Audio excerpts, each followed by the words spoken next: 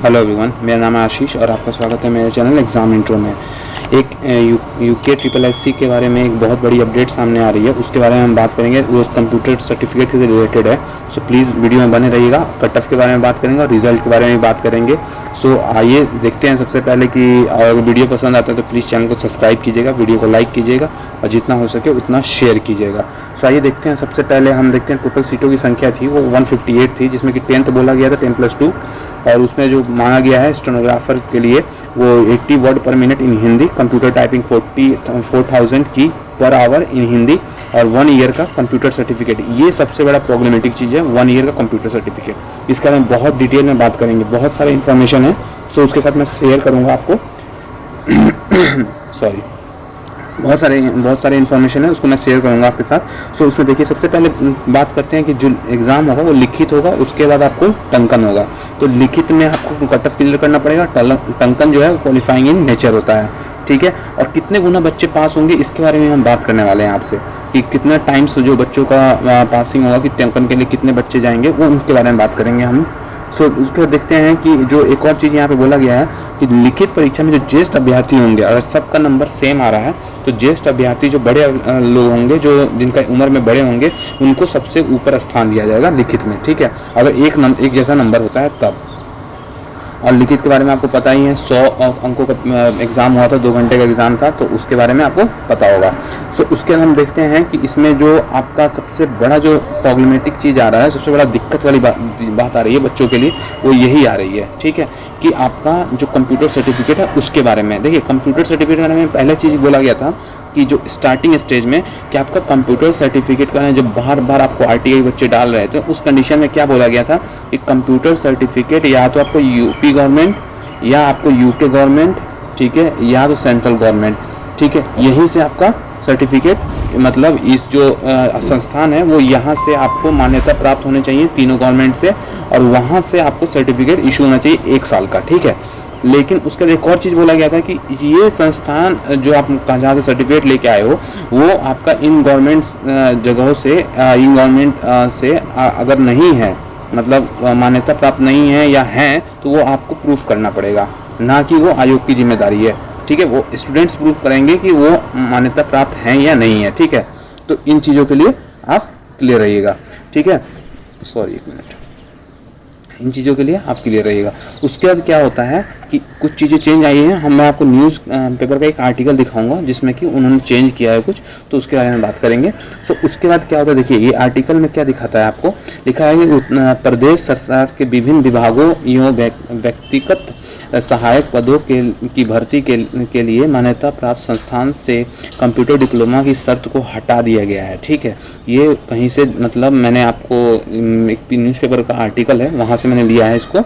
उसका मंत्रिमंडल ने अधीनस्थ कार्यालय व्यक्तिगत सहायक स्वयंग्रीय कर्मचारी सेवा यानी सीधी भर्ती संशोधन नियमावली को मंजूरी दे दी है, ठीक है। लेकिन इसमें एक चीज़ प्रॉब्लम वाली क्या है कि इन्होंने कहा है कि ये तो मतलब दे दिया है, ठीक है। इस पेपर में ये लिखा हुआ था कि गवर्नमेंट ने ये तो हटा दिया है, लेकिन ये जो अपडेट है आपका वो ऑफिशियल नोटिफिकेशन में नहीं किया गया है, और वो मतलब आई थिंक या तो नहीं किया गया है, तो उस कंडीशन में तो यही हो सकता है।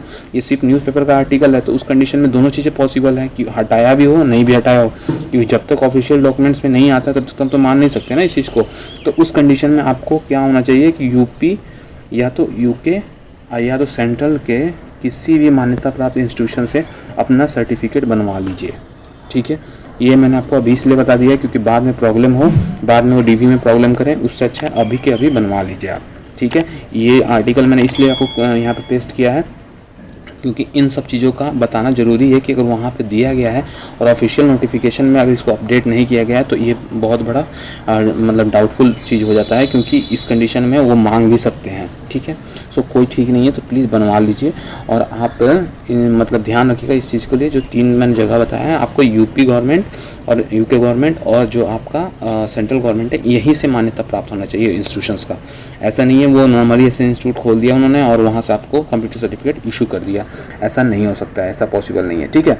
अब हम देखते हैं कि कट ऑफ क्या रह सकता है। तो जनरल की बात करें तो 56 to 60 के बीच रह सकता है, ईडब्ल्यूएस की बात करें तो 52 to 55 के बीच रह सकता है, ओबीसी की बात करें तो 51 to 54 के बीच रह सकता है। SC की बात करें तो 45 से 48 के बीच में, और ST के बारे में 40 से 43 के बीच में। एक और चीज़ मैं क्लियर कर दूँ आपको, जो मैंने देखा है स्टेनो में कि जो नेक्स्ट फेज़ के लिए, जो टंकन के लिए लमसम आपको 5 से 6 गुना बच्चे जाते हैं। मोस्टली केसेस में 13 तक गए हुए हैं, ठीक है। बहुत मतलब पहले की मैं बात कर रहा हूँ, मतलब 2-3 साल पहले की, 13 टाइम्स भी बुलाया गया है। तो आपको ये चीज़ें टेंशन लेने की बात नहीं है, कितने टाइम्स बच्चे जाएंगे और आपके मार्क्स इतने आ रहे हैं तो वहाँ पे आप सेलेक्टेड हो, ठीक है। वहाँ पे मतलब टंकन के लिए आप सेलेक्टेड हो। अगर आपके मार्क्स ज़्यादा होने से क्या फ़ायदा होगा कि अगर आप टंकन भी क्वालिफाई कर जाते हो तो वो बच्चे को उसी हिसाब से लेंगे जिसके नंबर होंगे, ठीक है। मेरिट लिस्ट उसी हिसाब से बनेगी। तो आपको अगर नंबर यहाँ पे जो आ जाता है प्री टेस्ट में, तो उससे क्या है, आपको हेल्प मिल जाएगा कि आपको मेरिट लिस्ट में ऊपर आने का। तो टंकन के लिए आप ज़्यादा से ज़्यादा मेहनत कर सकते हैं, ठीक है। और एक आपको मोटा मोटी आइडिया लग जाएगा। अब रिजल्ट डेट के बारे में बात करें तो रिजल्ट डेट में आयोग की तरफ से एक सूचना आ गई है कि हाँ, अगस्त में आपका रिजल्ट डिक्लेयर कर दिया जाएगा, ठीक है। अगस्त में रिजल्ट आपका आ जाएगा, ठीक है।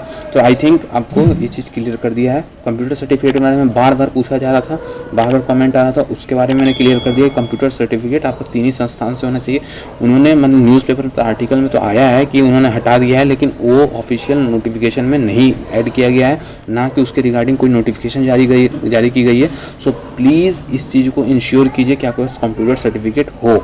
और ये आई थिंक आपको ही प्रूफ करना पड़ेगा कि वो सेंट्रल गवर्नमेंट या स्टेट गवर्नमेंट से अप्रूवल मिला हुआ है उस इंस्टीट्यूशन को, ठीक है।